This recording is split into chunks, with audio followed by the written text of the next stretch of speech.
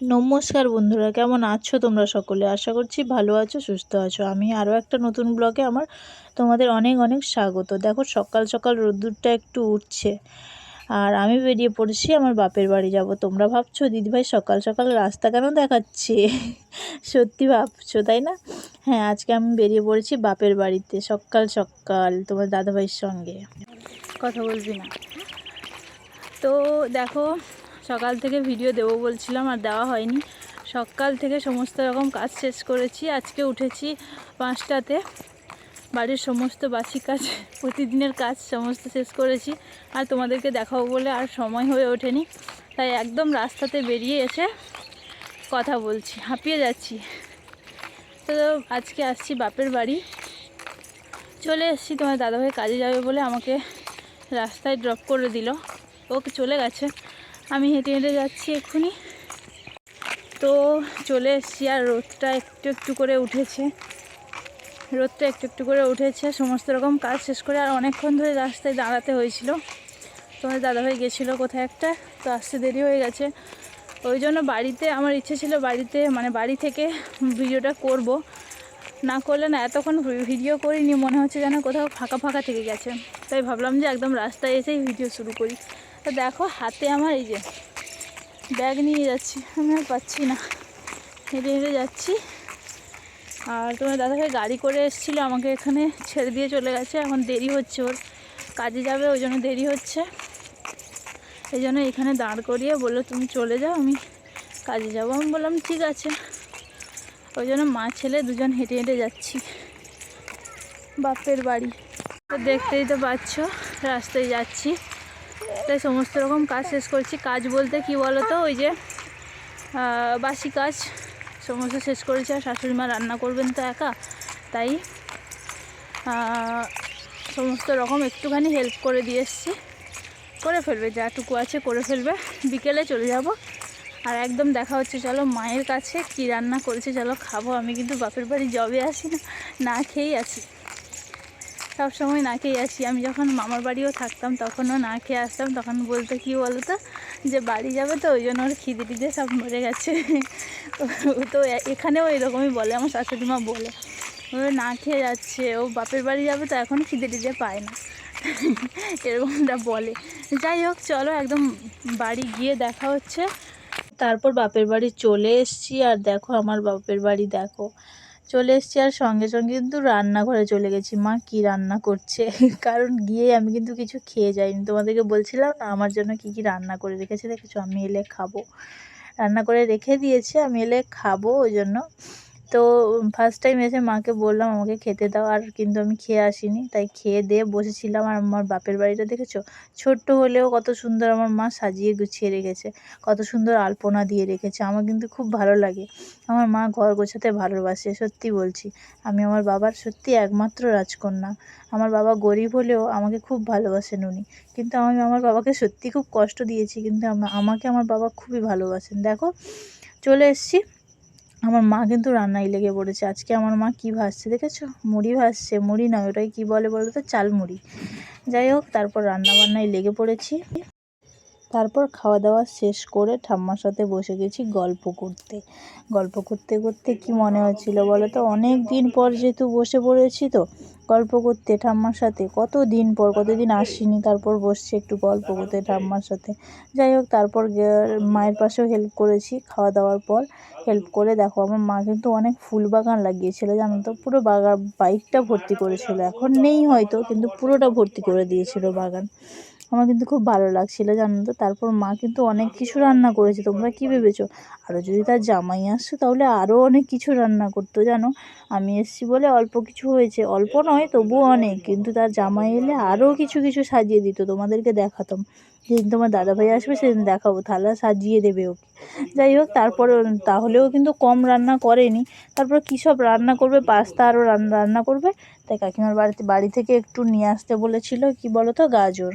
তাই গেছিলাম একটু গাজর আনতে, আর এনে একটু মায়ের পাশে হেল্প করছিলাম। মা বলছিল যে তুই বাড়িতে তো রান্না করে আসিস, তোকে আর রান্না করতে হবে না, তুই গিয়ে শুয়ে পড়। কিন্তু তবুও আমি শুনিনি।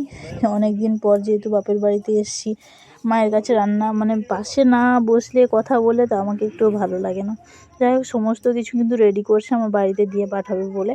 আর মা কিন্তু রান্না কমপ্লিটও করে ফেলেছে সমস্ত কিছু, আমার সব কিছু শেষ হয়ে যেতে রান্নাও কমপ্লিট করে দিয়েছে। আর আমি বাবা এলে খাবো বললাম, কারণ বাবার সঙ্গে খেতে সত্যি খুব ভালো লাগে। আর আমি তো যেহেতু বাপের বাড়িতে আসি না, তাই খাওয়া হয় না, তাই আমি আজকে বললাম যে বাপের বাড়িতে এসছি যখন আমি বাবার সঙ্গে বসে খাবো। বাবা যেহেতু গেছেন কাজে, আসবে একটু বেলা করে, তবে মা বললো তুই খেয়ে নে, বাবা এলে আবার না হয় খাবি। তো তারপর মা কিন্তু বসে থাকেনি, রান্না শেষ হয়ে গেছে তবুও আবার রান্না করতে আরম্ভ করে দিচ্ছে, কী সব ফুল বড়ি ভাজা। তারপরে একটা জিনিস দেখাবো, তোমরা চেনো নাকি কমেন্ট করবে তো, ওই যে পাঁপড়টা, সাদা সাদা পাঁপড়টা, ওটা চেনো নাকি কমেন্ট করে জানাবে তো। দেখো আমার মা কিন্তু হাতে বড়ি দিয়েছে, কীরকম হয়েছে নকশাগুলো কমেন্ট করে কিন্তু জানাবে। আর এই পাঁপড়গুলো কিসের পাঁপড়, এগুলোও কিন্তু কমেন্ট করবে, এগুলোও কিন্তু কিসের পাঁপড় তোমরা কিন্তু কমেন্ট করে জানাবে। হ্যাঁ, যদি না ভুল হয় তাহলে আমি বলবো, ঠিক আছে। আর আমার বাপের বাড়িতে কিন্তু চকলেটটা ভর্তি থাকে, আমাকে ভাই দিয়েছিল, আর যখনই যাই চকলেটটা আমাকে দেয়। কেন বলতো, আমার ছেড়ে যায় তো, ওই জন্য চকলেটটা রেডি রাখতেই হয়, নাহলে হবে না। তো ভাই ভিডিও করছিল, আমার তো মোবাইল ধরে রাখার মতো কেউ নেই, মোবাইল ধরে রাখে না কেউ, আমাকে একাই করতে হয়। তো আজকে ভাই আছে ওখানে, আর আমি বাপের বাড়িতে যেহেতু গেছি, তাই ভাই আমাকে মোবাইলটা ধরে দিয়েছে আর বলছে দেখা দেখা তোর সব বন্ধুদের দেখিয়ে দিয়ে চকলেটগুলো। আমি বললাম হ্যাঁ, আমার বন্ধুরা আরও বড় বড় চকলেট হয়তো খেয়েছে, আমি তো এই তুচ্ছ চকলেট খাচ্ছি, তাই না। তো আমার কাছে কিন্তু এগুলো খুব বিশাল, কারণ আমার মাসি কলকাতা থেকে দিয়ে পাঠিয়েছে, আমার কাছে তো অনেক, তাই না। চলো, তো কেমন হয়েছে কিন্তু কমেন্ট করে জানাবে। আর তোমরা হয়তো ভাবছো আমার বাপের বাড়ি মানে এরকম বাড়ি, ঘরটা এরকম বাঁশের দেওয়াল, সমস্ত কিছু হয়তো ভাবছো। হ্যাঁ, আমার বাবা গরিব, আমার বলতে একটুও লজ্জা নেই। হ্যাঁ, আমার বাবা গরিব, কিন্তু ওর মনটা না, আমার বাবার মনটা সত্যিই খুব ভালো, সত্যিই খুব বড়।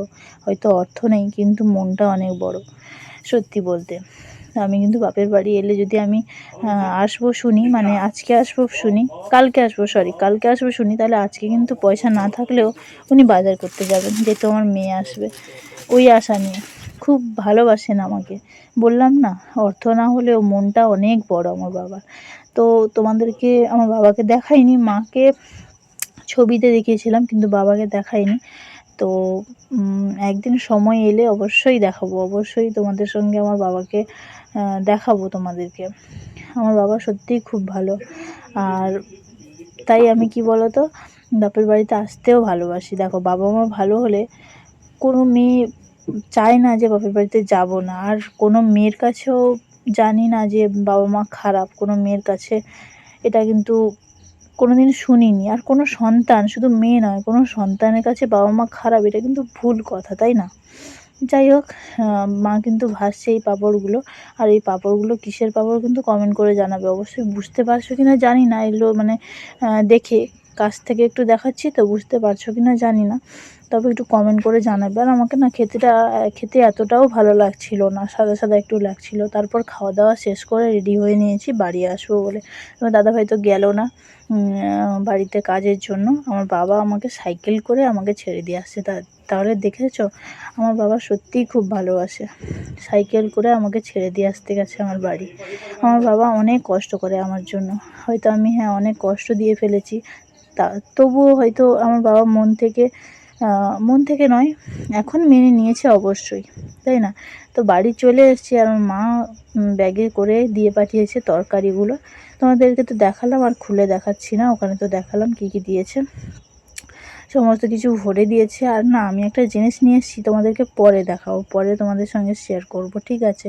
কারণ কি বলো তো, ওগুলো আমি মানে এগুলো তো মাংসতে হাত দিয়ে দিয়েছি যেহেতু, ওই জন্য ওগুলো ঠাকুরের জিনিস, ওগুলো তোমাদের সঙ্গে একটু পরে শেয়ার করব। ওই যে দেখো ঠাকুরের কাছে রেখেছি, ওগুলো তোমাদের সঙ্গে পরে শেয়ার করব, ঠিক আছে। তো দেখো বাপের বাড়ি থেকে চলে এসেছি, তোমাদেরকে তো আগেই দেখালাম। আর মা কি কি দিয়েছে তোমাদেরকে তো বললাম, আর কিছু রান্না করব না, শুধু ভাতটা রান্না করব, ব্যাস এটুকু হলেই হবে।